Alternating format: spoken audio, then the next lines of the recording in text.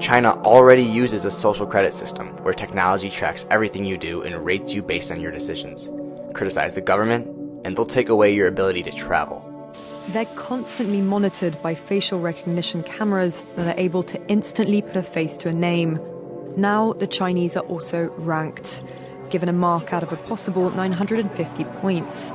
A score in the 700s is considered good. Around the 500 mark is not. It's aggregating data gathered by banks, private companies, and the state to rate if someone's a good or bad citizen. The state will go over every detail of a person's life with a fine-tooth comb.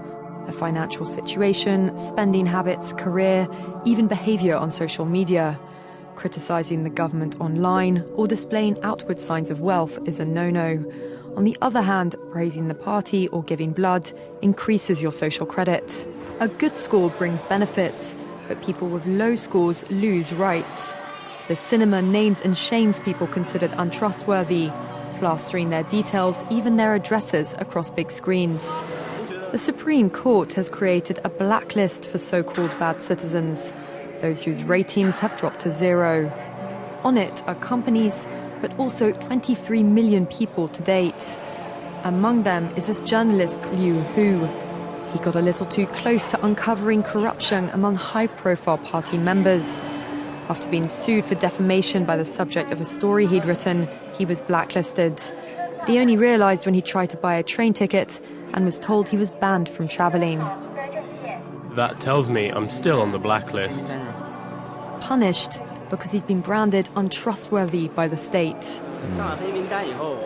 Once you're blacklisted, you can no longer get a bank loan, start a business, buy an apartment, or even send your children to a private school. Liu Hu is among a tiny minority of people who have dared to criticize the system, which some are calling a digital dictatorship. I worry, because I think many people like me will be deprived of individual freedoms, and all of us will live with restrictions of one kind or another. If you think this is far from happening in other countries, think about how conspiracy theorists are already censored and silenced. Corporations like Twitter and Facebook already blacklist people thinking outside the mainstream narrative. Although we are headed in this direction, it does not have to be our future. The most important thing we can do now is share information and wake up others. Subscribe to Expose Politics. Opposed to secret societies.